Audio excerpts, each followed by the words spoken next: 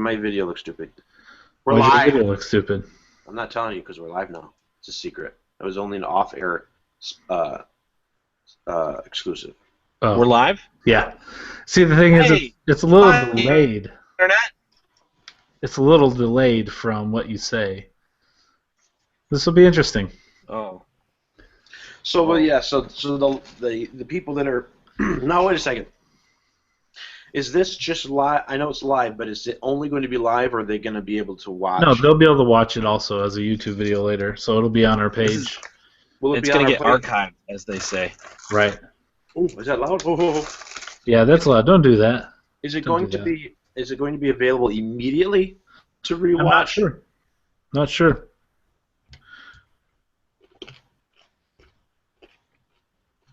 I am not sure. We're almost there. My question is, can they see all of us at once, or can they only They see what you see. They will see the bottom, where all three of us are, and then the big one is whoever's talking. Ah. Fancy. So they can see me doing this all now. If you're talking, yeah, and chewing those Reese's Pieces or whatever. Well, they'll see me in the small box. Yeah. But if I'm talking, they'll see me in the big box. Right. It'll be like this. Okay. Yeah, sure. Boom. Big. Small. Boom. Big, small. Big. Okay. All right, so now... Post is live, so everyone we can share it. Share it away. Okay, so we we need to start our audio, though. Wait, I'm sharing the I post. just want to pour the rest of these chocolate things in something that doesn't make a big noise when I eat it. Yeah, let's do that. That's what I did with my Sour Patch Kids. I poured them all out. Yeah, and it was loud at that time, too. It hurt my ears. Dad is an audio nut. Oh. I don't have anything good. Of course, I wasn't planning because I just woke up a couple minutes ago. Yeah. Dave woke up like this. Okay, I'm ready to start audio. You're showing us. Okay, ready? Dave, are you ready? No, Oh, for crying out loud. Oh, no.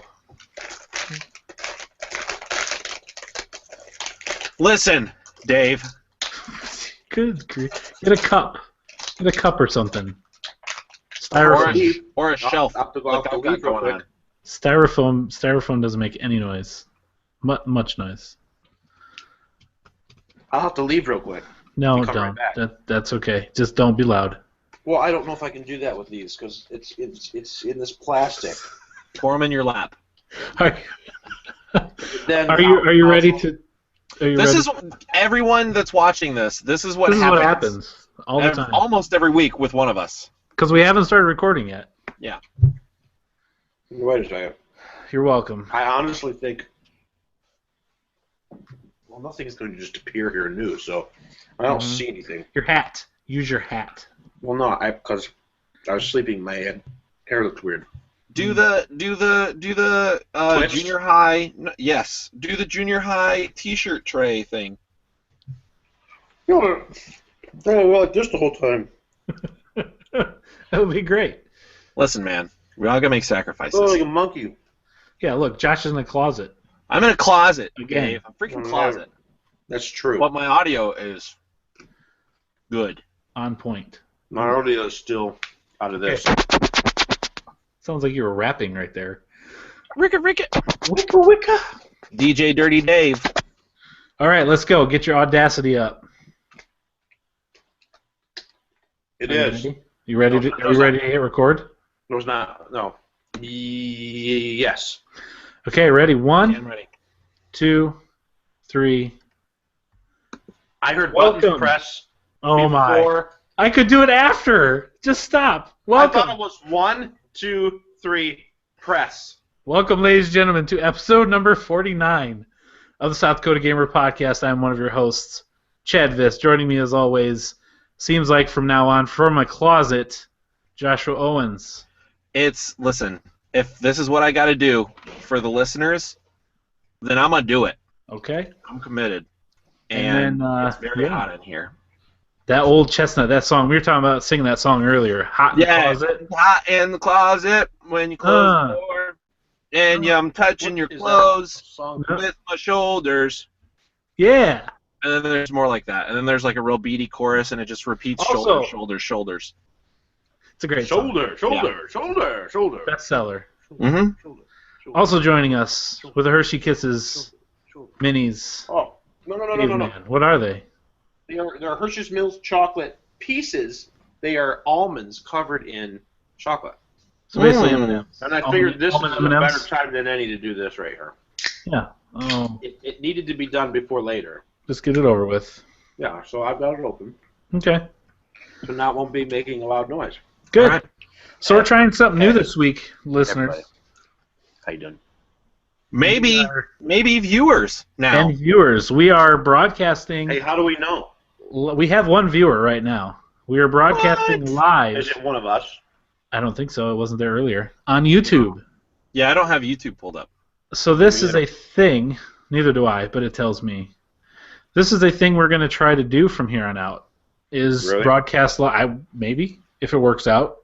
Broadcast live in addition to recording our audio podcast. So if you just listen to the MP3 on iTunes or other podcast services, you're missing out. Yeah, Remind me never to stand up this time. No, yeah, I was gonna say, so we gotta wear clothes from now on. right. Is what we're saying. You can actually see the closet that Josh is in, Here we are. so you know we're not lying. This is it.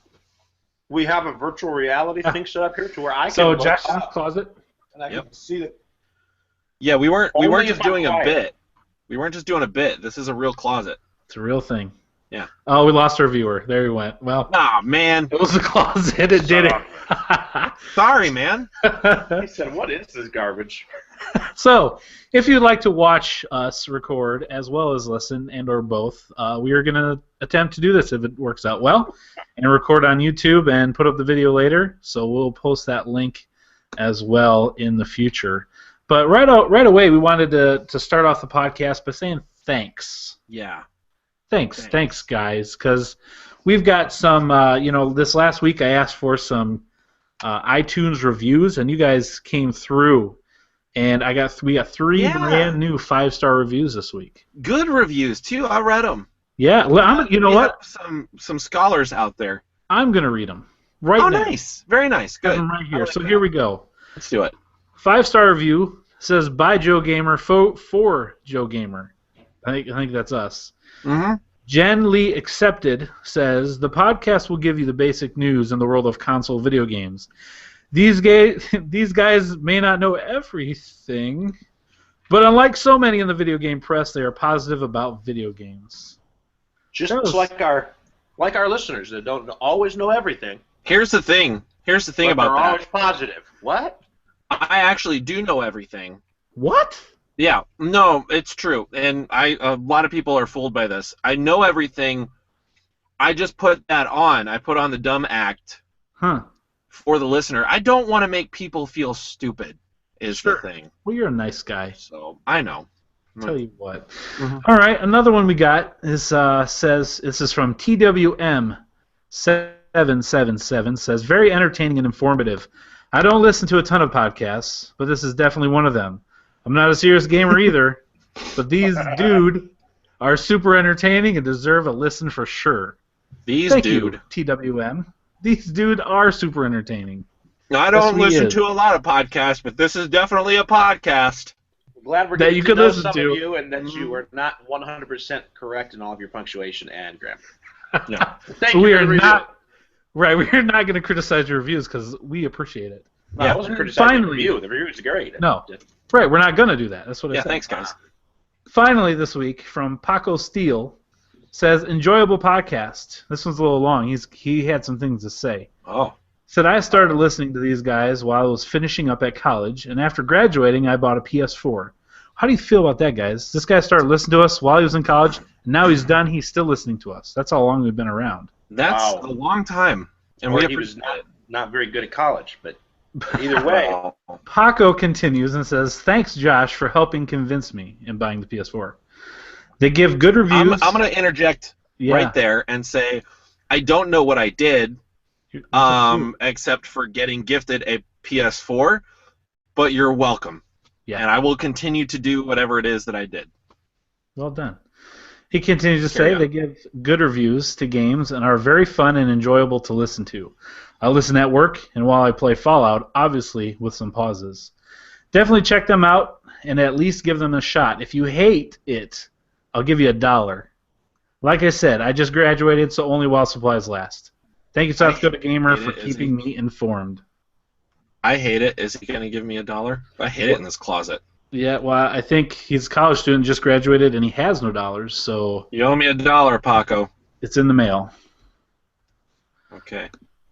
And we also, Josh, we had a couple Patreon supporters this week as well, didn't we? Yeah. So in case you guys didn't know, I'm going to fill you in real quick on what Patreon is. Patreon is a virtual tipping and rewards website, and what it does is it allows you, the listeners or viewers now, to take a little bit of the money from deep down in the darkest reaches of your pockets that you don't want anymore, and you can send that over to us, and that helps us produce more content for you. And so we announced that last week, and so we have a couple tiers that are available for you to take advantage of if you feel like shooting us a few bucks.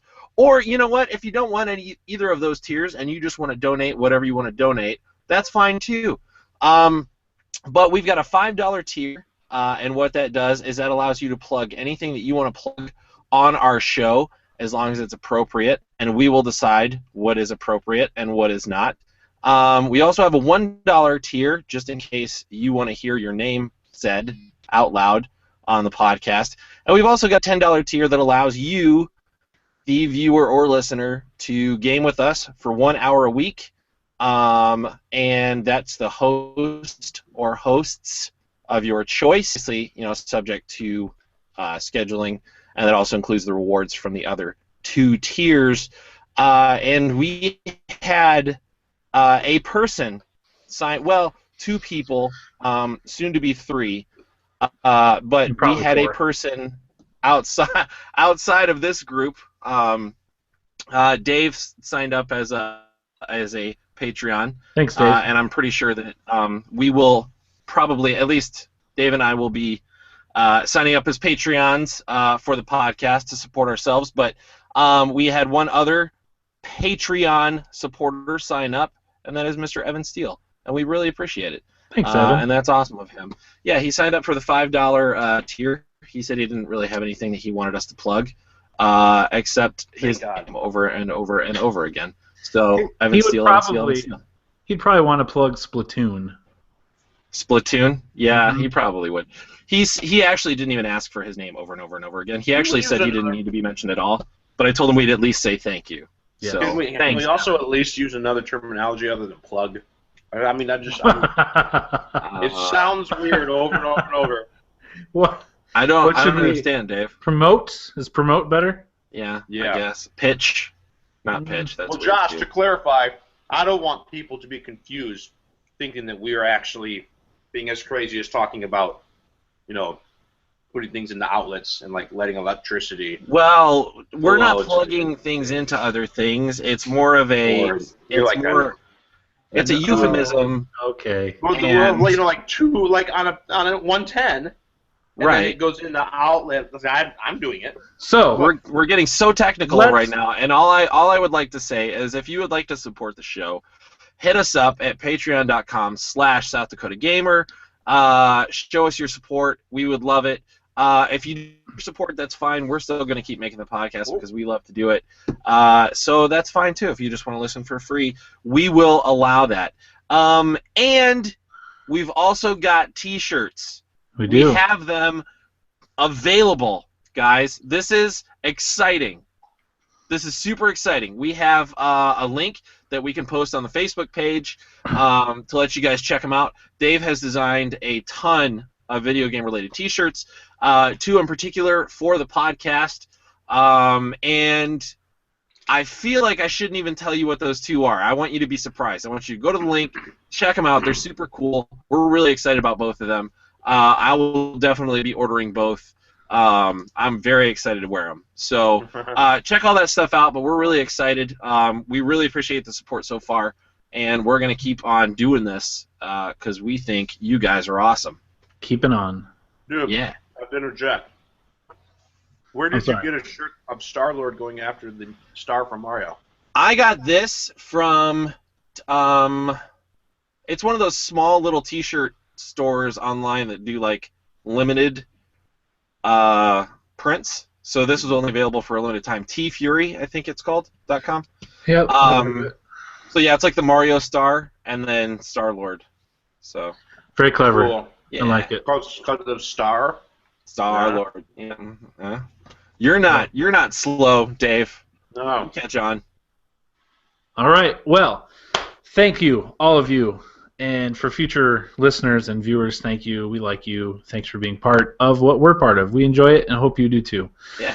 That leads us right into some news that you can use. If I'm choose. Yes? not slow. Okay. For a second, I was legitimately confused if the connection speed was slowing down. I was being a sloth in the DMV at that preview prior. Yeah. I laughed at that, but it was painful. Yeah, it was too long.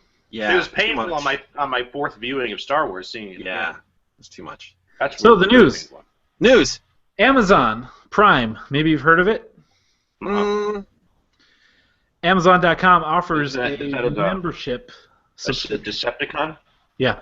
For $100 a year, you get some benefits which include free 2-day shipping on a lot of their items. You also get some free If you live in a participating city, it also entitles you to Amazon Prime Now, which gives you like same-day delivery, sometimes within hours of ordering. Yeah, I forgot I signed up for that accidentally for a free trial. That's Amazon what I got. Prime? I've never tried it yet, but I would like to. I wonder if it's available in Chicago. You tried Amazon Prime or Amazon Now through Prime? Amazon Prime, sorry. Gotcha. Yeah, I don't live near a big city, like in my state, really. Minneapolis is the closest. You don't have a big city in your state. Well, Sioux Falls has Bismarck, Dave. No, wrong state. Oh, dang it. No, you both get to split that state. That South. city. Nope. South Dakota. Sioux Falls is like 160-some thousand. 60-some. So that's as big as it gets. Manhattan, though, is really big. That's close. So, Amazon Prime. They offer free 2-day shipping. They also have some videos and movies you can watch. They have music that you can get. You also there's some iCloud storage available there as well. They are starting for Prime members 20% off.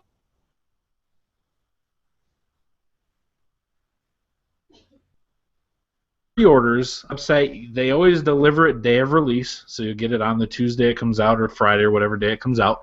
You'll get the game that day, and you also get 20% off the pre-orders, and then anything released 2 weeks within release date they consider a new release. You also get 20% off those games as well. That's a crazy deal. So that's really good. Especially for for something that you're going to use anyway, like Amazon Prime. People already use it. $12, $13. Yeah. Without that. So my question was, I do a lot of my video games at GameStop, specifically for the trade-in values, because that's like extra credit for you, to get put towards games. And then they have their rewards program, which you get points. And I've got some cool things through that. Some comic books and I got these Fallout 4 pajama pants through them too. So you can get some neat things. But to save $12 per game, basically you buy 5 games, you get one free.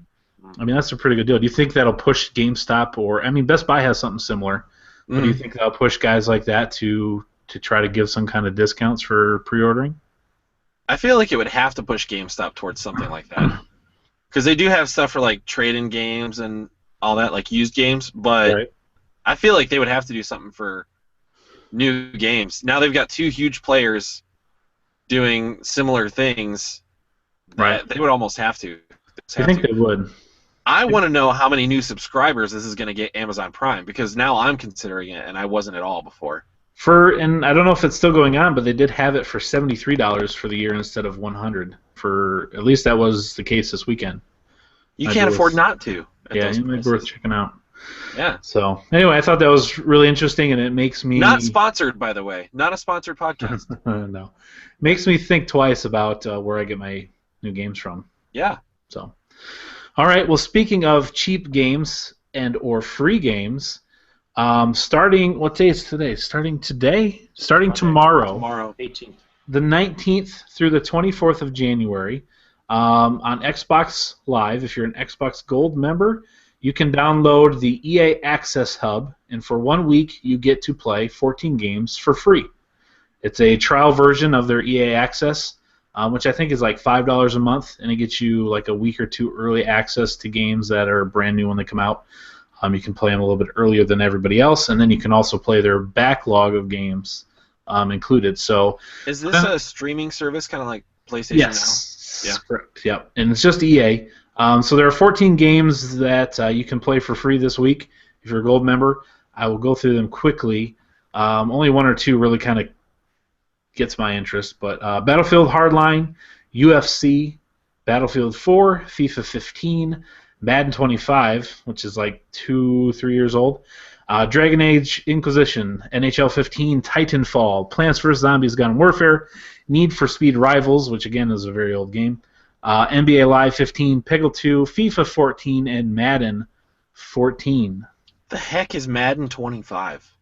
That was the 25th year anniversary of Madden. Oh. Instead of doing the year, they did 25. It had Adrian Peterson on the cover. Wasn't that not that good? I don't know that it was bad. It was just another Madden game. I don't think there's anything wrong with it. It wasn't received poorly. Oh, I thought it caught some flack for it some might have. reason not looking better than the previous Madden game. I'm not sure. It came out right around release of the new consoles, or at least the Xbox One. So that may be true. So yeah, there you go. EA Access for free for one week.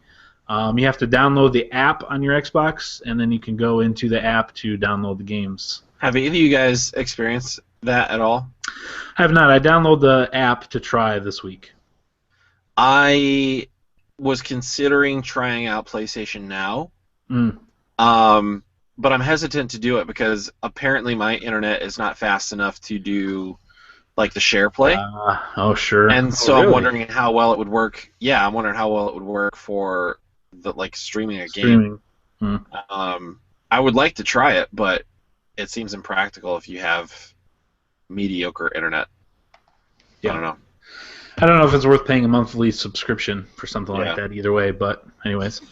Okay, moving on. Google, we've been talking the last few weeks about VR. You got the Oculus Rift, you got the Valve or HTC Vive coming out here soon, and Google does not want to be left out of that fight, that wave of technology.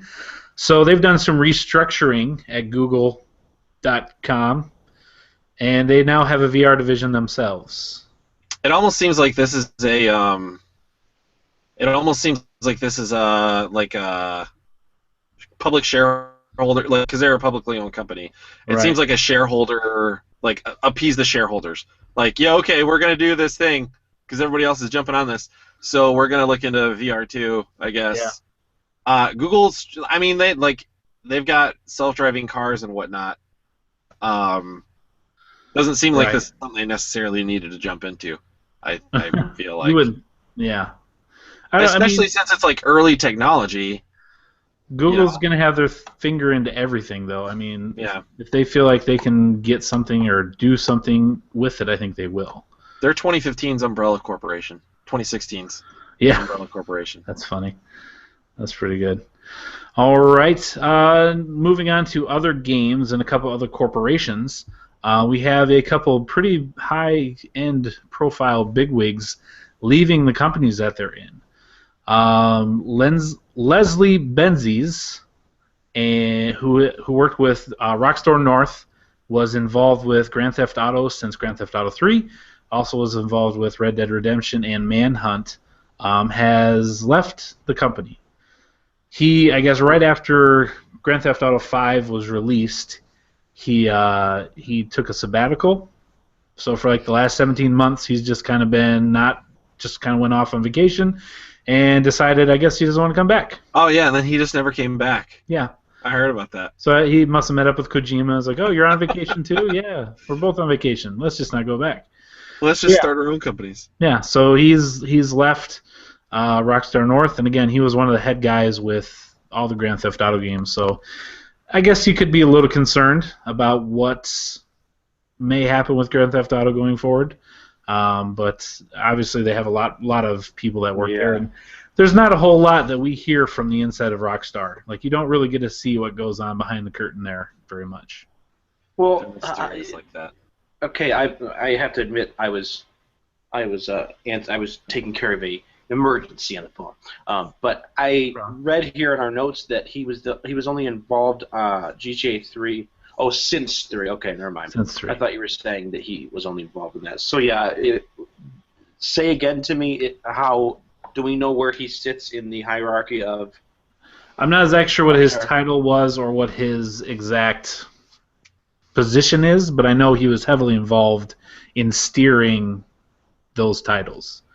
I imagine it's not going to hurt Rockstar at all. I mean, I'm sure I don't know how he left, but I mean, you look at things. You look at movies, for example, and directors that leave, but they're still producing, and the movies still do. I mean, I'm sure unless it was a bad breakup and he was like ripping servers out of the walls on his way out, I don't think they're gonna. Right. I'm sure they'll probably be fine. Yeah, and then also another bigwig leaving company, Mark Laidlaw, has left Valve, and he was the head/lead writer for Half-Life 1 and Half-Life 2.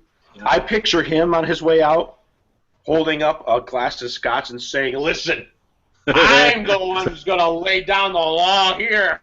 I get it. Yeah? I'm gone. I feel like that put the final nail in the coffin for a lot of Half-Life nerds for the Half-Life 3 it was just happening. A joke. I mean, I probably didn't impersonate him very well. Don't think possibly? I mean, how long has it been since Half-Life 2 came out? Maybe, just maybe the script's done. He's like, you know what? I can't do any more writing for this anyway. I'm out of here. Here it is. Do with it what you want. Maybe. Or maybe we'll never see Half-Life 3. Probably not. I have not played Half-Life. I don't know. 2. I feel like if it never came out, the fact that it hasn't come out yet, I feel like has done Valve more good than producing that game would do. Yeah. Because everyone's waiting with bated breath for this game. Yeah. And in the meantime, Valve is getting all this attention. They're like, here's this thing, here's this thing, here's this thing. And people are like, oh, yeah, that's super cool. But where's that Half-Life 3? And they're like, keep watching. And then they're like, here's this thing, here's this thing. And so I feel like at this point, it does them more good to not put it out than put it out. Well, I think if they do put it out, the way they have to do it is, hey, guess what? We're announcing Half-Life 3, and it's out right now. Yeah, and we're releasing it right this second. Or you wake up and it's on the front page of Steam. Yeah, that they almost would have to. There's already so much hype for that game. There's no hype to build. Yeah, and it would be like a mad rush to. Yeah, they'd have to do it that way. Yeah. Anyway, all right. Well, speaking of that's a game that you can't play and you may never ever play. But what I did say, Chad. Okay. When you said what? Yeah. Was that I have never played Half-Life 2. Oh, but you did play Half-Life 1. No. I've not played a Half-Life game. At all? No. You need to get your Xbox 360 back out. The orange box? Yes. So you need to get your Xbox 360 out, hook it up. You need to go buy the orange box, which has Half-Life 1, Half-Life Episode 2, and then it also has Team Fortress. It also has Portal. And you buy that game, you need to play through those. Speaking of Portal... I don't have Game 360 anymore. They need to port Portal. Portal. They need to port it over to PlayStation 4. Well, okay. There are some things that because that's a game. That's a game that I feel like my girlfriend would enjoy playing. They need to put Last of Us and all the Naughty Dog stuff onto the Xbox One. They just need to. All right. So speaking of games that Dave hasn't played because he just hasn't, here are some games that you can play tomorrow if you'd like. One of these I'm excited about.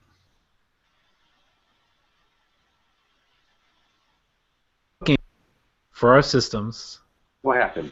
This week. Are you asking me a question? Yes. Oh, cool. You broke up. I heard nothing. I heard you go, A minute. I'm asking you if we wanted to buy some games this week. What ones are coming out new? Oh, okay. Well, the new releases, I will tell you. So Please there will do. be an answer to this question. According to the little Roman numerals underneath letter F, which is new releases January 19th. Whoa, too much behind the curtain, sir. The first one is A Boy and His Blob for Xbox One, PS4, Vita, and the PC. Now, let me say, when I went to my store section of my Xbox stuff, and I saw A Boy and His Blob, I freaked out. Yeah, did you play that game? Well, yes and no. One of my memories as a kid playing Nintendo and my mom sitting, like, for me, for some reason, I wanted an audience. I don't know why I don't stream more, because it's crazy how much I wanted my sister, my mom to, like, sit and watch. I like trying to hold them hostage and everything. But my mom I told the story before about we used to have this rental place called Sights and Sounds, and they used to have this deal where you could rent 5 games for 5 nights for $5. And I was, begging my parents all the time to let me, and they usually did. And so what happened was I got to play all the games I wanted, but then I kind of was forced into trying games that I have never tried before, which is ironically how I discovered The Legend of Zelda Link to the Past. It was my mom who said, "Why don't you try this game? It looks kind of cool." And I was like, it doesn't really look like my thing, and But I tried it, and I loved it, and then changed my whole entire life as far as gaming. But another game she picked was A Boy and His Blob, and it was for the original NES, I believe, the one I played. And it was just so basic, and it was something I didn't understand. You had to feed them certain jelly beans to make them change different shapes, to do different things. So when I saw it, I was freaked out, like nostalgia was I was gonna buy it instantly. But I found out it's a remake of the Wii version. Okay. Which I'm sure is still a great game, but it's not the original A Boy and His Blob, which is still, relatively, it's the same story and all that stuff, but I'm sure it'll still be fun. I won't have the nostalgia of playing a game that I never played, but sure. Anyway. But I just thought that was interesting. So yeah, that's coming out. Darkest Dungeon for the PC is also coming out. That's the one I'm excited about. Yeah. Have you guys seen anything about that game? A little bit. No. It looks super cool. It's like it's a very unique RPG type game. Like if it's the same one I'm thinking of, you build your party, and then things like morale and stuff like that matter, and your team members get like depressed, and so you have to boost morale, and that determines how they'll do in battle and stuff like that. It looks really good. It's pretty cool. Sweet. Well, also coming out on the PC and the Xbox One and PS4 is Resident Evil Origins Collection. Great game. Which Chad, yeah, or Josh, tell me what this entails. Is this a collection of the Resident Evil games, I'm assuming? Or is there a game called Resident Evil Origins? Yes. Okay, because I didn't know about that. There's a couple different Origins games. I played the first Origins game on the 3DS, but I know it came out on at least a couple other platforms. And then there was another one that also came out. So, yeah, this is that. But all together. Because that was my Resident Evil, the original for the PlayStation. That was a situation where I had rented a PlayStation 1 from like Family Video or something, and rented Resident Evil, and that was my first introduction into that type of horror game. And that was one where my mom and my sister sat in the bunk bed in my room behind me and watched, and we scared ourselves as like those dogs jumped in the window and are chasing you around the hallways, and it was just like, that was my first experience with that, which was really cool. Also coming out for the PS4 is Stardust Vanguards. That's right. Okay. Stardust Vanguards. Also coming out on the 3DS on January 22nd is Mario and Luigi Paper Jam.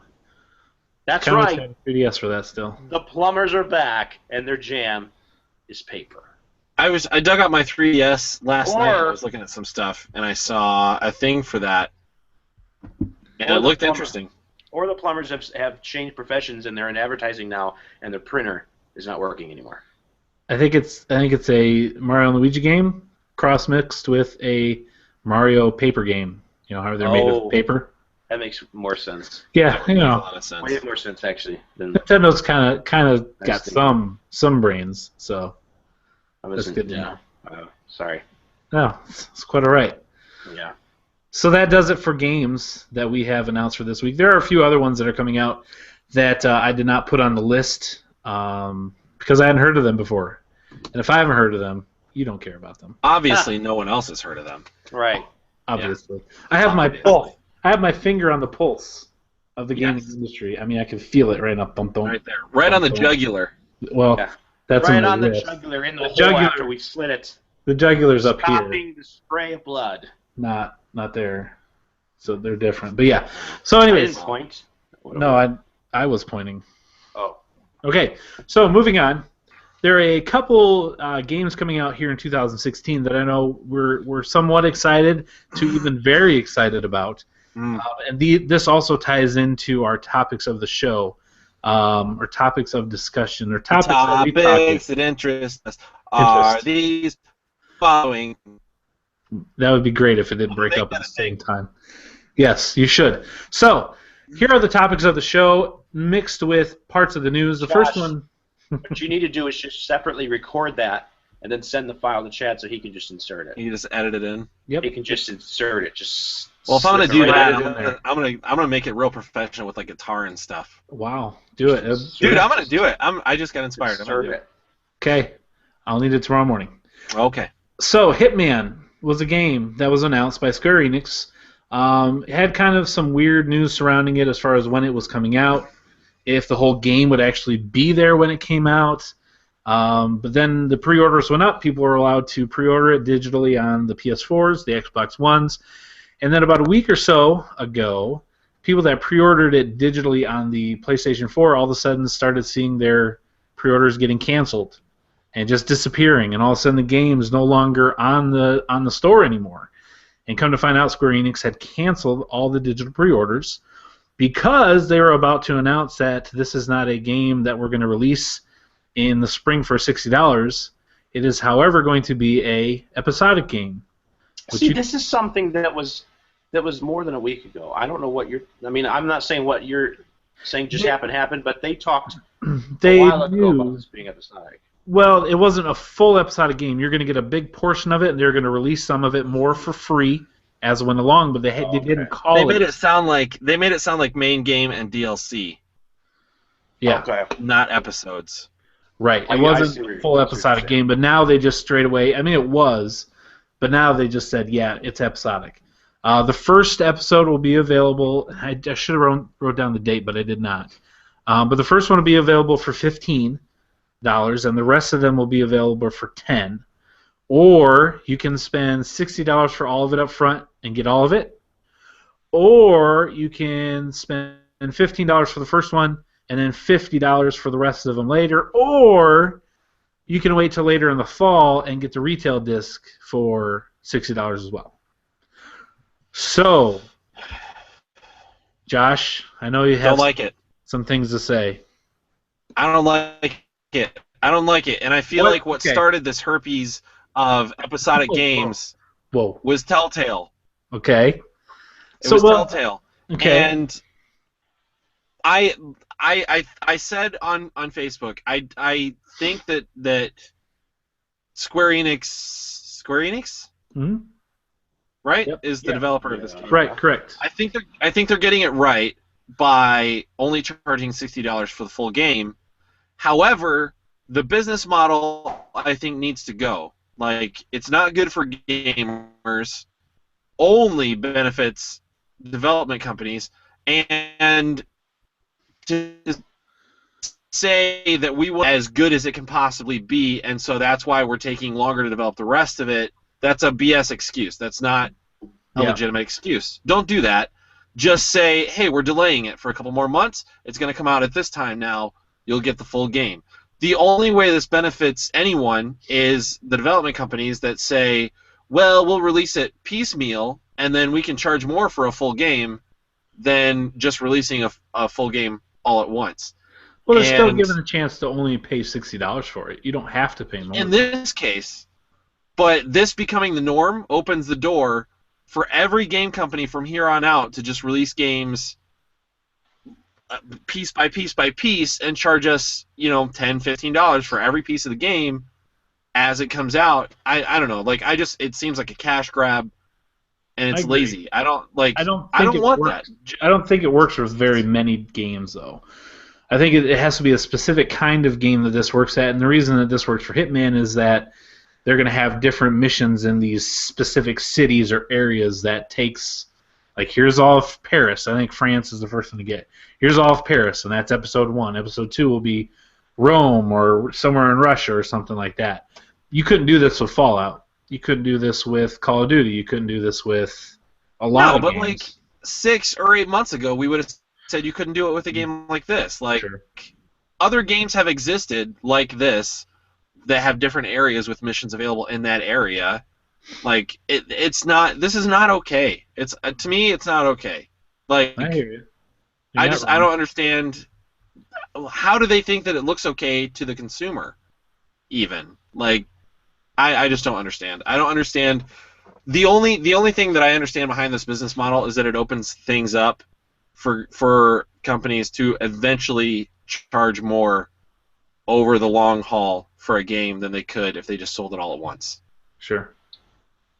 Yeah, we'll see. I mean, if I would say to listeners and just people in general, if you agree with Josh and you're not all about that, don't buy this game.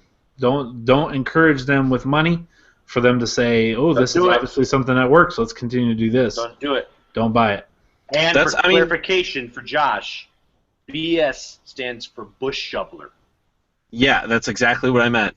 This is a bush shoveler excuse. Okay. I love the Hitman games. We will also accept Bold Evil Schuer. I'm a big Hitman games fan. However, I plan to not buy this game. If they go ahead with this model, I won't get this game. Sure. And I know that my $60 doesn't matter a ton to this company, but I do think you're right, Chad. If the consumers are like, I don't want this, then don't buy it. Have enough self-control to be like, I'll forego this gaming experience to make sure that this company knows that I don't support that. If enough of us people do it, they'll stop doing it. Or don't buy it. Don't buy it until it's on the disc. Vote with your wallet. Vote with your wallet. Yep. Or in Josh's case, vote with your friend's wallet. Yeah, I'll vote with any wallet that I can. Okay. As long as I'm heard. Sure. Just tell Joey not to buy that for you. Exactly. All right, I agree with you. Do you feel you said your piece? I guess, yeah. I mean, you got to go a little more. That's okay. No. I think I'm good. This is an open space. I think it's. Are you trying to bush draw on your shoveler face? Excuse. I wasn't trying to draw on my face. I realized that I had my face on the screen. Yeah. Fantastic. Okay. Dave's not running draw. Next. I'm gonna invite Dave. One big game for the fall. One game that, for Dave at least, is probably real close to number one. If you know what? You know what, Josh? No. I'm not going to be made a fool of this game while I'm trying to talk about stuff. Not right now, sir. You know what? Right now. I'll invite Chad. Chad will play with me. Guys, so, a couple things real quick before I let Dave get into it. No, I will not.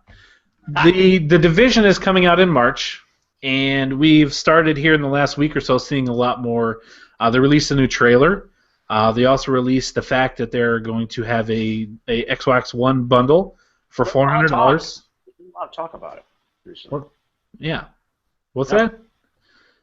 I was saying, and it wasn't computing as well as it did in our Skype calls. I was talking to chime in, but instead it's completely stopped your train of thought, so it kind of didn't work how I wanted it to. I was just saying that there has been a lot of stuff in the airwaves for the Division. They've upped the visuals on this as far as what the public is seeing when it comes to the Division, because they're trying to create awareness. A segue master.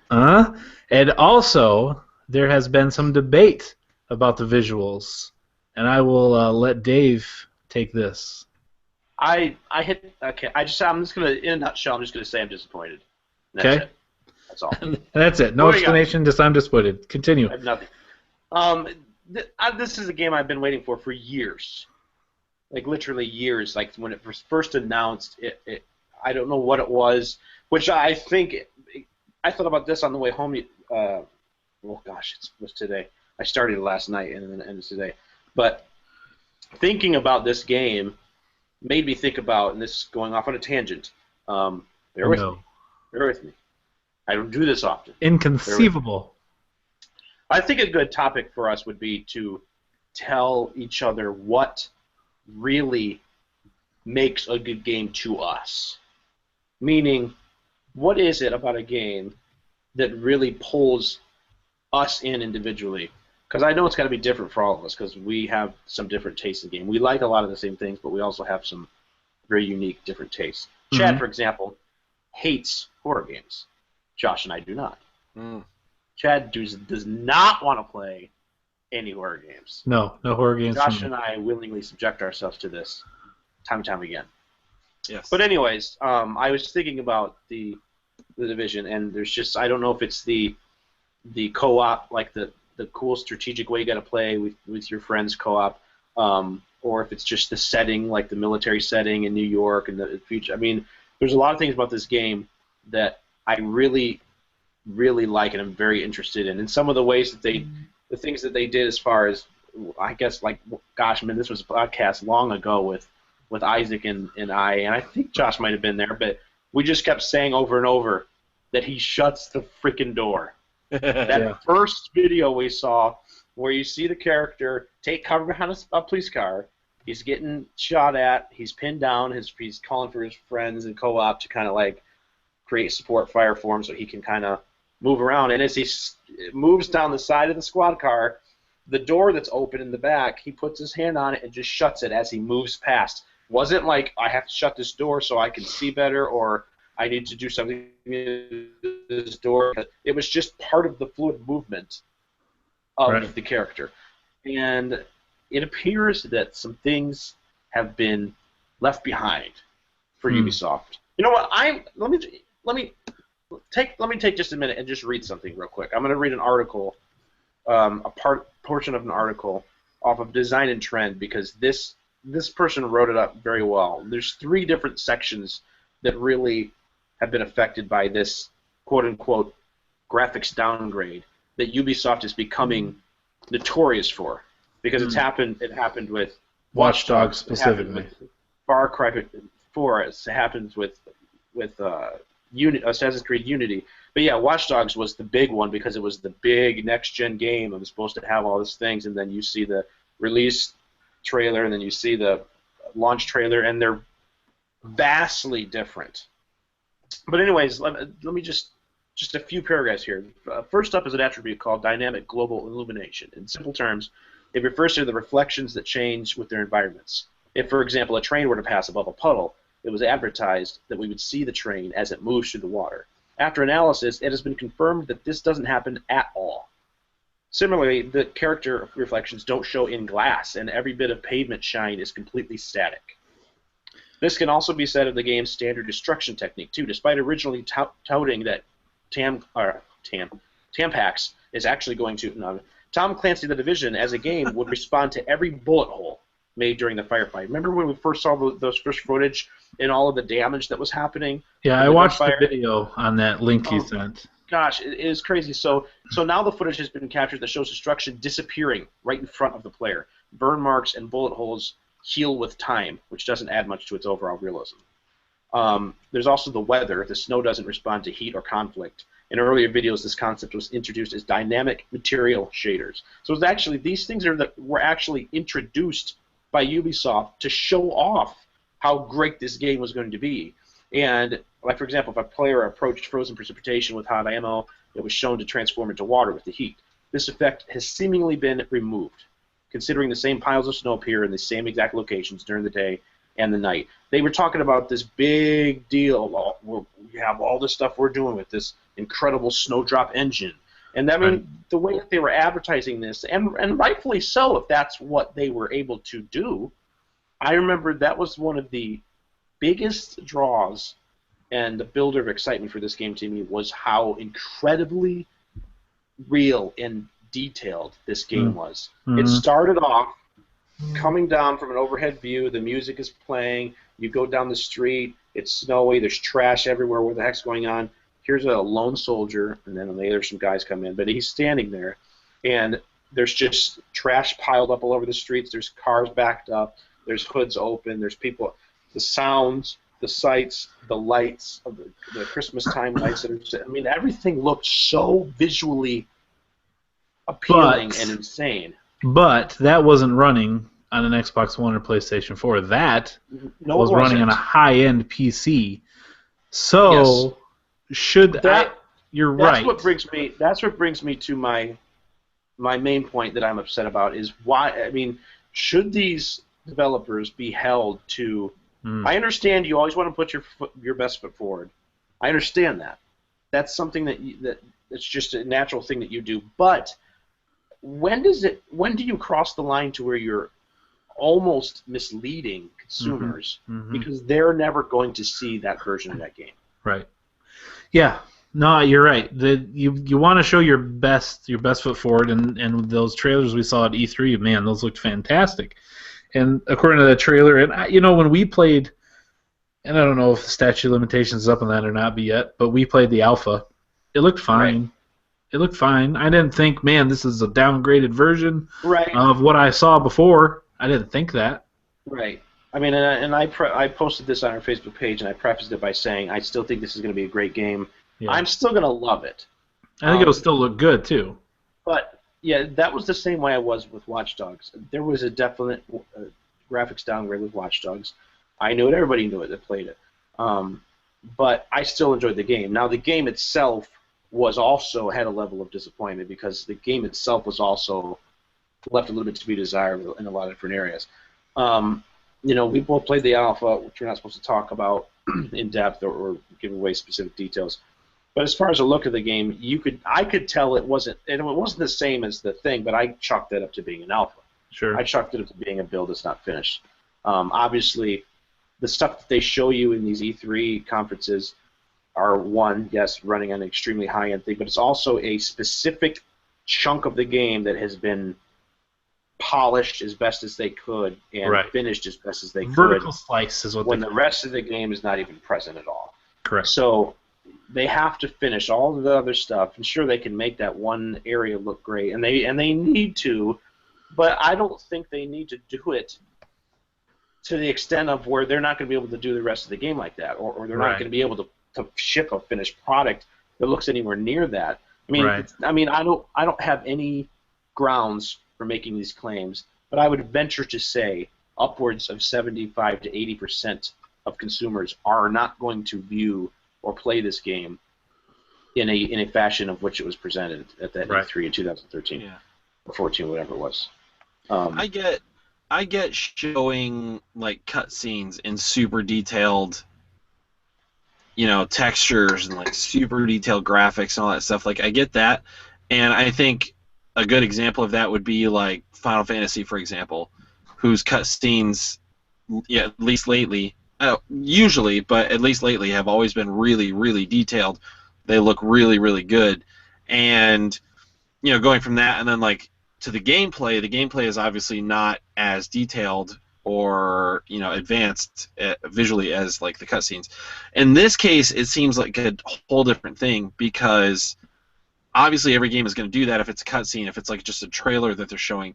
But if they're talking about actual gameplay and showing gameplay and talking about, like, I wasn't even following this game, and I remember them making a big deal out of the fact that it was dynamic environments, and all this stuff. And so going from that to then, like you're saying, Dave, like downgrading everything and saying, oh, actually this isn't going to be in the game, this isn't going to be in the game, this isn't going to be in the game. It's not game-breaking stuff, and it's not going to make it unplayable, or they're not taking like gameplay away, but it does seem they are all misleading. They are all things that they used and promoted to get people's attention. Yeah, that's what I'm truly saying. Like when they make such a big deal out of dynamic environments and they're saying all this stuff is so cool and like da da da da da, and then all of a sudden, actually that's not going to be in there. That seems like a whole different thing than taking like a cutscene and super sprucing it up and then showing that. Like that's a whole different thing. Right. So, yeah, I get it. I'm definitely disappointed because there's no way I wouldn't be able to be, because that was one of the top 3 things I was looking forward to in this game. Was just, I mean, because that's like you were talking about cutscenes and making cutscenes look incredible. Nowadays we're in this age where the big thing is to show you, oh, this isn't a cutscene. Right. This is gameplay. You're playing this. Right. And so they pump in as much shine and polish as they can, and then fast forward, 2-3 years later, when they finally finish the thing, and when you compare, I mean, and granted, they're gradual changes, but there's so many changes over that time to where you compare this chunk over here to this chunk in the beginning, and it's like, what the heck's going on? It looks like a generation gap. It's like comparing 360 to Xbox One or PS3 to PS4. Should they not advertise it in the best possible light, just in case? Here's my opinion. Here's my possible opinion. Here is my personal opinion. I think they should show it. I think they should show it on the most rounded out thing that they can. Not on a last gen console or something, but I think they should show it on a console, because I think personally, again, I don't have proof of this, but I'm a gut feeling that the majority of their consumers are console owners. And I think that it would be much better for them if it was a surprise to the people that have, or probably wouldn't be a surprise to people that own those powerful machines. They would just be expecting it because they know what their equipment is. They know what they've got stuffed underneath that box. And like, oh, it's actually looks much better on this system over here, but it looks, here's what we expected from the beginning, and here's what we got. And you won't have all this. I mean, it's not affecting me, but you can't tell me that there aren't some people who, like Josh, compared to his not liking the episodic thing, are going to say, you know what, I'm not going to buy this game. I'm just not going to buy it. I mean, that's not going to be me, because I really want to play this game, and I'm not. It disappoints me, yes, but it's not going to make me not get it. But I'm sure they are going to lose some people, at least their interest. Maybe they might not buy it for a long time. Maybe they might get it discounted. Maybe they might borrow it from a friend. Maybe they might not get it at all, because it's not what they bought into as far as their initial hype and everything. To me, this is a symptom, not the actual problem. Like, the problem is you've got all these different companies building all these engines, and like, it's like, once there's a new console out, it's a race to see who can max out the console, as far as like visually and like what a game can do the fastest. And consoles are constantly competing with PCs, because PCs are always going to have better graphics. And so a game is always going to look amazing on PC and not as good on console. So the problem, I think, is that you've got all these different developers that are like, no, we have the best graphics. We've pushed things to the limit more than everyone else. And because that's their perception of us, the consumer, is that we're looking for like the next prettiest thing. Which is true. As much as we want story and gameplay, which is true. Like that's how we as the consumer have come across, and I feel like what needs to happen, and I don't know how this would happen, but what needs to happen is consumers and developers need to have an understanding where, like, these are expectations, these are realistic things. Like, let's figure out what the other wants and make everyone happy. And I don't know how you do that except at like a conference like E3 or PlayStation Experience, or CES is not as much for video games, but even a place like CES, I feel like that almost needs to be like a forum, and like they all just need to sit down in a room and say, look, this is what I as a consumer expect, but I'm not going to be mad if you tell me that's unrealistic. Here's what we can give you, because I'm still going to play your game. Like, it's still going to be a good game. And so, I feel like if we as consumers somehow could let them know, like, we can lower our expectations a little bit. Like, you don't have to promise us the world and then we're disappointed when you underdeliver. And so that just reinforces in your mind that you have to blow our minds with the graphics the next time around. Like, let's just figure out what each other expects and then do that. Right. And I feel like the place for that would be like E3 or something like that, where you have like that gathering of people. But well, that's their focus groups, right? That's what they hire and give people money to focus, test, and even their concepts and ideas. But yeah, that's not an easy thing. I don't think. And I know you know that. I know you're not saying that, but yeah, that's to find that middle ground on where they keep pushing, but they aren't over promising is difficult, obviously. Yeah. And they got to outsell the other guy. Yeah, and I know Dave's saying like he'll still play the game. Yeah. And like if this was a game that I was really looking forward to, I would still play it too. But it is, from the consumer standpoint, it is disappointing when they're like, all these things are going to be in the game, and that's what set this game apart. But aside from like all the other games, plus like the gameplay is going to be amazing and all this stuff, and then they're like, oh, actually we weren't able to deliver on a lot of this. Like, of course you're going to be disappointed because you already promised that, and now they're not delivering what they promised. I feel like we as consumers, I don't know, man. Like, we don't need. It seems like a cop out for the developer saying we as consumers need to lower our expectations, but yeah, I think developers need to understand that we expect what we're promised. Yeah, just hold that right there. They are the ones setting the expectations. Right. And we're following them. I mean, that statement, to me seems ridiculous because they're the ones saying. I mean, yeah, specifically this situation right here, those three things that I mentioned, like you were saying, are things that they set. Those were their big three things, right? And they didn't hit any of them. Mm. So it's like, what the heck? So my expectations should be lower. I should expect you to not deliver on anything that you promised me, because that seems like a crappy expectation set. I mean, we're going to set the bar that low. It just feels like we're in this age where social media is creating talk. Everybody's talking now. Everybody's communicating. Everybody's a critic, which is good. I mean, you get a lot of criticism and you get a lot of hate, but at the same time, that's what makes things better. Yeah. Right. So now we've got we're seeing it in movies, and I think we need to see it in games where the industry's coming full circle to where now the people that are starting to make it are the ones that grew up playing them, and they understand better what needs to be done to make it better for the next generation of people, because they understand. I mean, that's what we saw with Star Wars, where George Lucas had this great idea, amazing thing, and we loved it, and then he kept doing the things for himself, which is it's his baby, so he can do what he wants, but he didn't give us what we wanted as fans. And now we've got somebody like J.J. Abrams and all these other guys who are big fans, and they just love it, and they understand what we want. Right. So now we have some of the, a lot of these independent developers and these, just single guys that are running these crews that are making these games, and they know what we're looking for.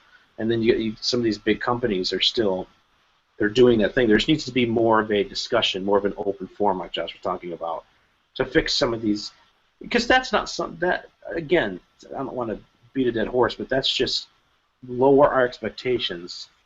They missed the point. They missed the mark. Yeah, that's why I changed thoughts in mid-sentence. Like, it's not us lowering our expectations, it's them setting the right expectations and then living up to them, and not overpromising. I think that's where the real communication gap is. But yeah, it's not an easy problem. But speaking of setting expectations, Josh, you are on a gaming podcast. You co-host every week, right? So we assume being on a gaming. What's that? I was asking Josh if he knew this. Did you know? Yeah, did you know that you're on a gaming podcast? I needed a second to take it in. Yeah. I have now taken it in that my title is the co-host. Yes. I'm a co-host. And so the segue that I'm trying to get to here is, what games have you played this week? That met my expectations? Or not. So that's a great question, and I have an answer. So right before the podcast, I was trying to finish up Tales from the Borderlands. I got the season pass on the PlayStation sale, like the Black Friday-ish sale. They had a sale going for a few days, not just Black Friday. So I got that, and I got all the way to the end. And Chad informed me that basically the only thing left was a few dialogue options to finish it up. I got past the big thing that happens at the end. I don't want to spoil it for anybody that hasn't played it, but it was really good. Definitely worth the money that I paid for it. I don't think that I would have wanted to pay more for it. I think that I enjoyed it more than I enjoyed Walking Dead Season 1. Wow. I think that I enjoyed The Wolf Among Us more than I enjoyed Tales from the Borderlands, but I think that was just because of the mythos and the story surrounding it. Mm-hmm. It was really good though. I really enjoyed it. So as soon as the podcast is over, I'm gonna jump back on, finish up those couple things. I jumped on my 3DS, and did it break? It did not break. Jumped on it real good too. I downloaded Cloud for Super Smash Brothers, and I haven't gotten to play him yet. But he's downloaded, so I'm going to play that. What else did I play? Some Rocket League, of course, but I was having some internet issues, so I didn't play a lot. I downloaded and tried Hardware Rivals. That was one of the free PlayStation games this month. Didn't like it at all. No. Didn't like the game at all. Have either one of you played that yet? Real dumb. That's real dumb. Have either one of you guys played that yet? No, I have it downloaded, but I haven't played it yet. PS4 exclusive? Oh yeah, you know what? I think it is just PS4. Yeah, it is. Chad, I'd be interested to see what you think of it. Okay. There's no tutorial at all. Like it doesn't tell you how to do anything. Like really? you download it, you bring it up, and it's like, jump into a match. No. And I'm like, I don't know what I'm doing. I don't even know what the controls are. Well, if it really said that to you, that is kind of a tutorial. I mean, it did give you it tells me what to do. Jump into a match. So, like, I jumped in, and the controls are not intuitive at all.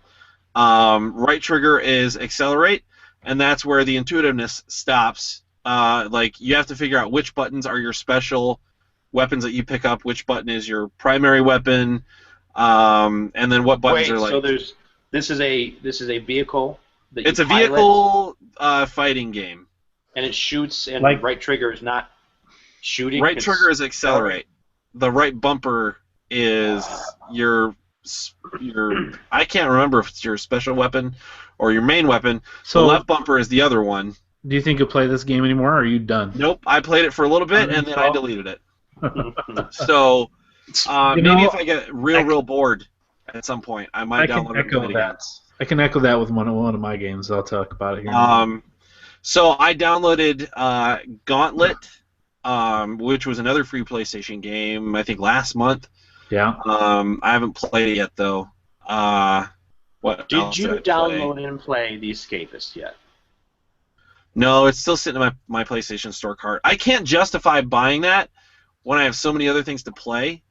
So it's just going to sit in my cart until I run out of things to play, and then I'll buy it. Or it goes on sale. Or until it goes on sale. What else did I play? That may be it. No, I played a little Borderlands 2. Okay. As well. I think that's it though. So you said you played also Tales from the Borderlands. Tales from the Borderlands. Yeah, but I started off with that. Oh, you did. Hey, Dave, you're also a co-host of this video game podcast. Welcome. I downloaded. So hopefully I can report back on this next week. I was listening to another podcast, which I won't mention. How dare you, sir? I'm not going to promote another podcast on this podcast unless they pay us $5, and then I will. So, unless we think it's inappropriate. But I was listening to another podcast, and one of the guys was playing a game called Aurora 4X, which is a space simulator not unlike Dwarf Fortress, if anyone has heard of Dwarf Fortress. Basically, it's a management simulator, from what I understand. Very I know which detailed. podcast you listen to, and just thinking about the game gives me a headache. Oh man, super detailed, and like the sim coaster, roller coaster tycoon, like real-time strategy game, like Caesar 3 was one of my favorite games growing up. And so that side of me, like, can't wait to sink my teeth into something like that. Although once I get into it and find out how detailed it is, I might want to shoot myself. So I don't know, but I definitely want to try that out this week and see how it is. So hopefully I can come back next week to talk about that. But that's all. I think that's all I did this week. All right, Dave. It was a light week for me. Guys, listen. This last week, I headed out of town Thursday, but before that time came, I played, among a few games, Metal Gear Solid 5, The Phantom Pain. Do you miss it? Yes. Yeah? Now, I will tell you what I don't miss is, and I don't have to do this anymore, but now Josh has not played this game yet. A little. You do own it, correct? Yeah, I've played it a little. But I mean, as far as spoilers, I can't tell you much. I'm not very far in. But Chad, I will say this: there's a character that becomes beloved to us that leaves us at a certain point in this game. Right. It has since been revealed that there's a way to get said character back into the game by playing a certain mission 7 times. Oh my goodness. Yes. So I went here and I played that mission 7 times and I got said character back. Did you find that out on accident, or did you find that out ahead of time? I found it out ahead of time. I read about it, and then for this specific night I Googled to make sure I knew what I was doing, and I went and did it.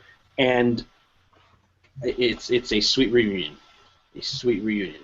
Do they write it in that how the person comes back, or is it just all of a sudden they're back? It just happens. It's literally going through, watching the opening sequence, skipping through as much as you can, finishing the mission, having to go up, having to pick this character up, having to put it on a helicopter, having to skip through cutscenes, having to go through, having to restart, doing it all over and over and over and over. That was annoying. Yeah. But having that person back was good, and you can bet I took them right on my next mission and played a couple missions with said character. Cool. And I'm very happy about it. And it made me want to keep playing, but I had other things I had to do. Sure. But oh man, it felt good. It felt good. It's still not old. Yeah. The only reason I stopped playing is because I had other things to play that I didn't want to fall behind on. But that game is just so incredible. So incredible. I also downloaded, after our talk on the podcast last week, Gone Home, the console version. And you streamed it. Not only did I play through it, but I streamed my entire playthrough, which lasted... Like a speed run, right? It was like a speed run you did? I did not do a speed run. How long did it take you? My stream was 1 hour and 33 minutes. Okay. For $20. Yeah, for $20, and the game is a great game. It's a very good story. Were you now? Let me ask you. Because we know the premise. We talked about it last week. Did you investigate and look for clues and read diaries and all that stuff, like in depth, or were you pretty quickly moving through rooms? I didn't do things in depth. I determined on my own what was important and what wasn't. There were some things where I picked up just for the sake of they're there and I need to look at them, but I didn't read the whole thing. I would skim over it and see if anything popped out. I was assuming that the developers would, anything I was supposed to know would pop up to me, or I would, Yeah. Again, all I remembered going in was what I took away from our podcast, which was that she comes home, nobody's there, nobody knows why they're gone. Right. And it's not a horror game. even though feels that way. Times, I mean, I always play most of the time with gaming headphones on. Of course. Surround sound, and there were several times that I am certain, and I think they put these things in there, that there are noises that resemble someone walking around the house, or some different, floor creaking above you. Which, why would that happen if there's no one in there? And I mean, what can I do as far as spoilers here? What can I? I mean, I don't want to spoil the whole story. Yeah, I wouldn't spoil it much of anything if possible. I haven't played it yet. Well, we know this is not a horror game. We know that. But there are some misdirects that make you kind of think that there's. Well, it's like when you're at home by yourself, the house makes noises, and if you really wanted to be freaked out, or even at like a business. I remember working in a call center and being the last one there late at night, and you hear stuff. Yeah. So the thing that surprised me about that, now, one of our listeners, Evan, told me that he read that somebody speed ran this thing in 50 seconds, which I call bush shoveler or Bullweevil Shoer, because it took me almost that long just to get up the steps. Because there's no fast walk or sprint in this game. There is just a slow, somber Fallout 4 overcumbered like walk, and it was annoying to me to move that slow. I made a point of saying it in the stream. I just did not like moving that slow. Yeah, I was just listening to something where somebody made that same remark. Just very slow. One of the only annoying things about the game is that you move so slow. Yeah. Now the game, like I said, the game was good. The story was good. There's a nice flow to what's going on, and you won't know what's going on until either when you piece it together or when it's revealed to you. But it's not made perfectly clear, obviously, at the very beginning. But the price point is what I had a problem with. The game, and if I'm sure somebody can make a great argument for the worth of the game, as far as the work to put into it and everything like that. But for me to not have been speeding through it, I wasn't trying to. When I started my stream, I didn't know I was going to finish it in an hour and a half. Right. That's just what happened. I wasn't blowing through stuff. I was going through. There's cassettes. It's what, 1995. I think that's when it's set. Yeah. And I listened. I just happened to, on my way home, I was listening to Kind of Funny Games Cast, and Greg Miller had the guy from Fulbright. We mean Redacted Cast. Huh? You mean you were listening to Redacted Cast? Well, I never said I wasn't going to say anything about them. You said you weren't going to say something about this other podcast, unless they. Greg Miller can pay us $5. Did that. But anyways, so they were talking about it, and he was saying how that's kind of the setting they had to pick, because now in this day and age, everything's done basically on the phone. And how are you going to go around and find these clues everywhere if you can just open up your email or your text or your Instagram DM or whatever? So you're walking around and there's cassette players and there's tapes and everything, and I kept like making a joke about how awful like their selection of music was, because like you put the teenage girls' tapes and there's music blaring everywhere and it's always max volume. You can't change the volume, and I was just throwing tapes all over the place. And then another weird thing was that all the VCRs in the house were gone. You could see all the RCA cables coming down through the entertainment system, and all the VCRs are gone. That's weird. Like, there's like 3 different play. I'm like, what is going on? Why is it weird? And another thing about this house that you will find out, it is much, much larger than it would seem. Like, obviously, there's one point where I actually said out loud, just as a gut reaction, I said, what the heck's happening with this house? Like, it just Ghost House from Mario. I kept finding more and more areas of it. Secret rooms. Yeah, but So would you recommend playing that game? I would definitely for the recommend $20. It. Ryland actually messaged me, another listener of our podcast, and he asked me if it was worth buying or if he should wait, and I personally said I would wait to see if it goes on sale. Yeah. Great. I liked the game. I enjoyed it.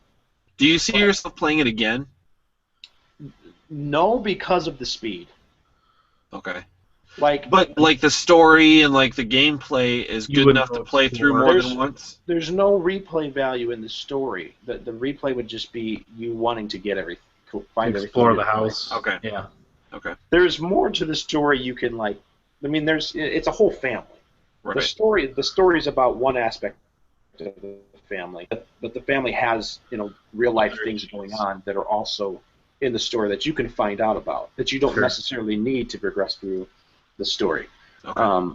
And I'm probably didn't like, for example, there's the parents each have their own jobs. Right. There's a grandfather that's mentioned. There's an uncle that's mentioned. There's two different friends of the sister that's mentioned.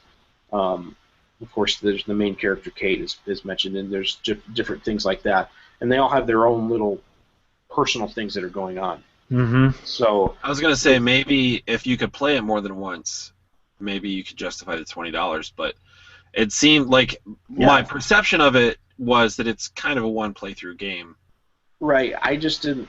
I told him, I said, if it was $10, I would totally say get it right now, because it's definitely a fun playthrough. Yeah. And it comes down to you being able to justify spending it. I mean, if you've got the money and you want to buy it, go buy it. I'm not saying don't buy this game.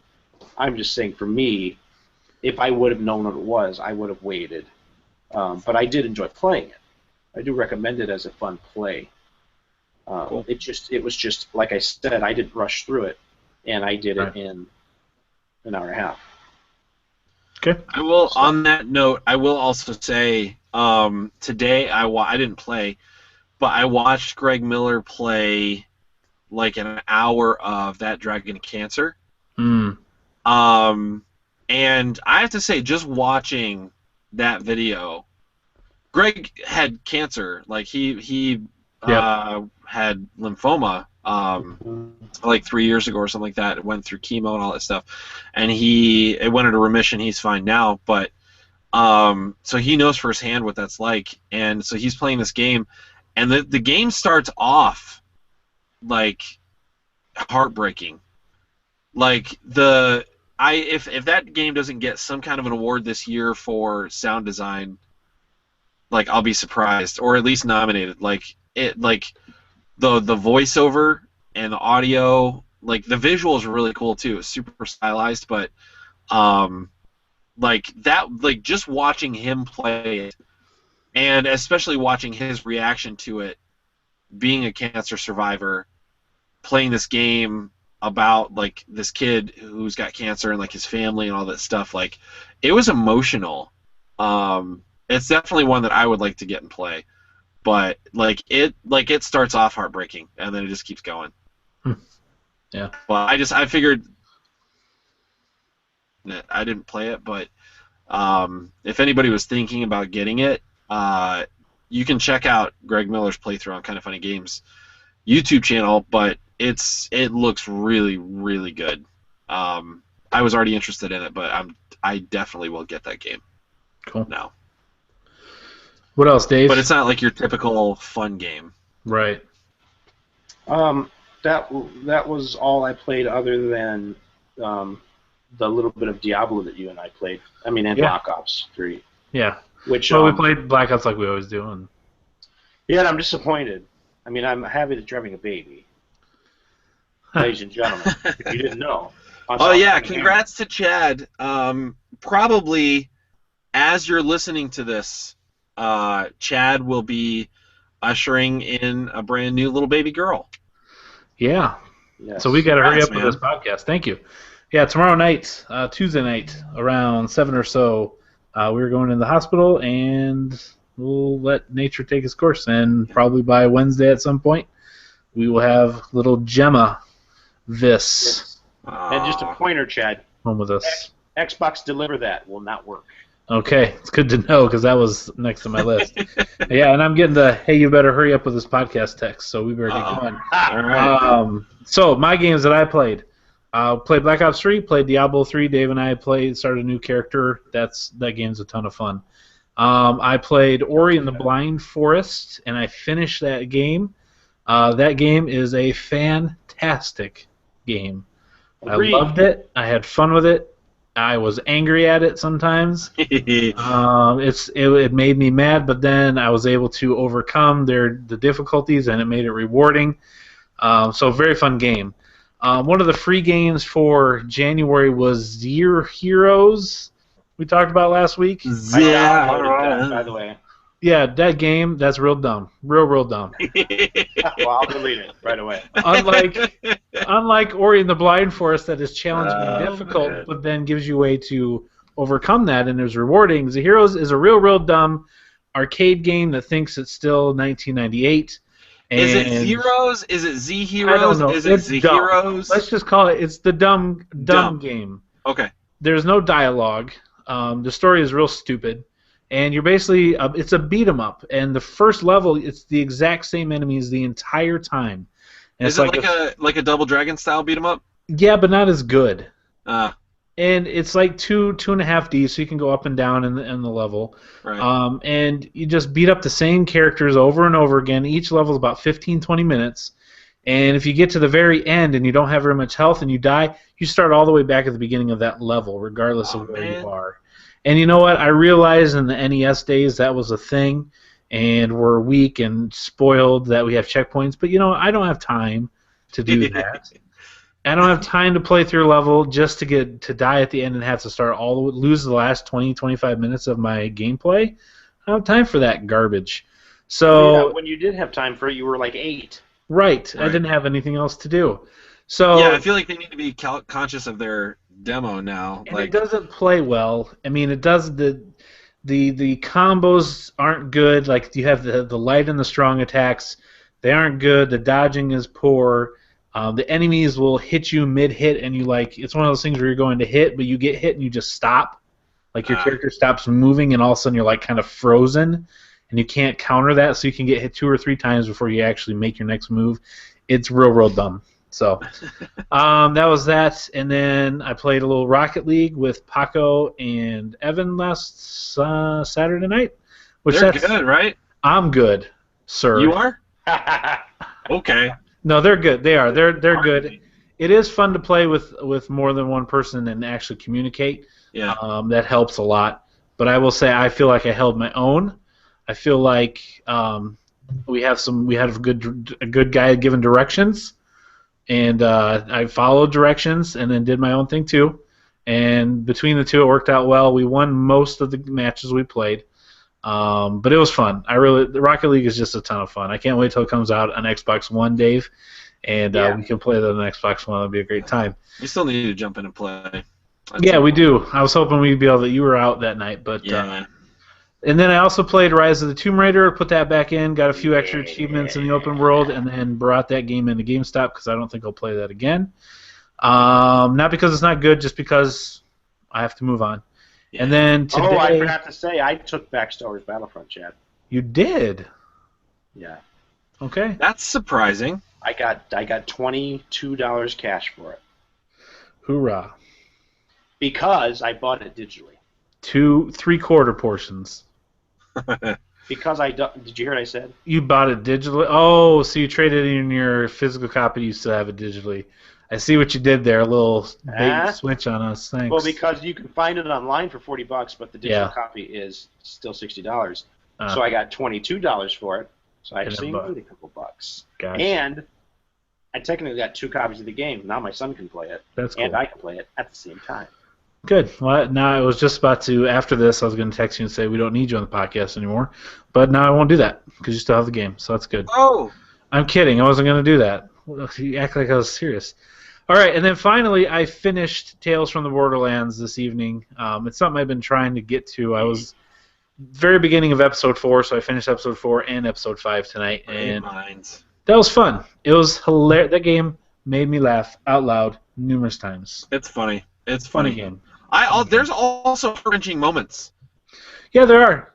In that, there's, again, not to spoil it for anybody that hasn't played it, but there are some moments where I was like, I can't believe that's happening. Yeah. Right now. Yeah. Good writing. Crazy. Very good. 2 things I have to ask. You guys play Diablo? Yeah. Yeah. What types of what was your classes that you chose? I've done numerous. The one we chose for this night, I chose a barbarian, a lady barbarian. A lady barbarian. Gigantor. I chose a male. Was it sorcerer? Wizard. I'm playing with the Templar guy. I really like the wizard. I have a level 70 Templar. Yeah. Yeah, he's pretty cool. And then also, I forgot that I did play a game on my 3DS when I broke it out the other night. I played Super Mario Brothers: The Lost Levels. Oh wow. That's real hard. Yeah, it's real hard, but it's super cool. And I got really frustrated because I found a warp. It was like the first time I've played it. I found a warp to World 3, and like the second level of World 1, or the first level of World 1, second level, and got to World 3, and I was doing some stuff, and then I was like, I hit a bouncy trampoline thing, jumped over a flag, and I was like, oh, that's super cool. I kept running, and I found another warp area, and it was a warp back to World 1. Oh. Yeah, so there are reverse warps in that game. Just like poison mushrooms. Yep. Yeah, there's killer mushrooms.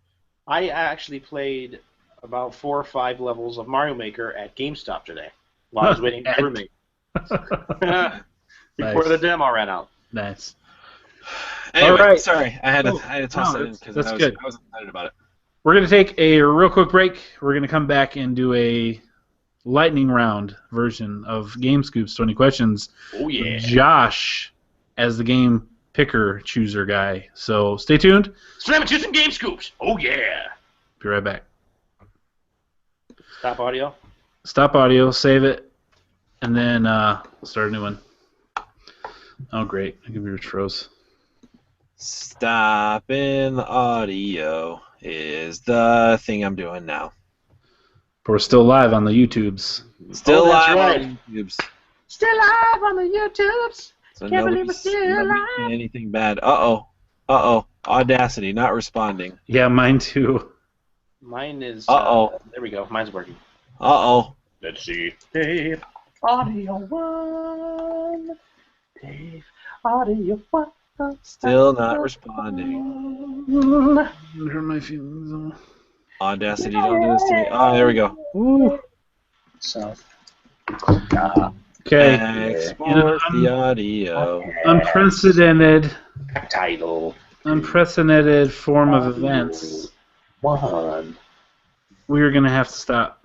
Album idol. What? Yep. Lisa, come on. Oh. Just keep it in for a little bit. Thanks for watching the first live episode of South Dakota Gamer Podcast, episode number 49. But for now, the video recording is going to end. Goodbye. Oh, yeah.